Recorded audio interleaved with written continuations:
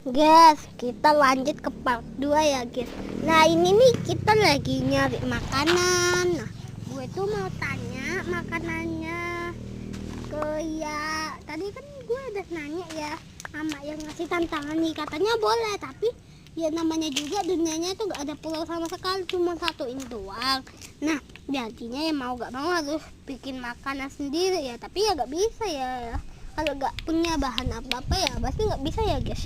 Jadinya ya mau gimana lagi, mau gimana lah.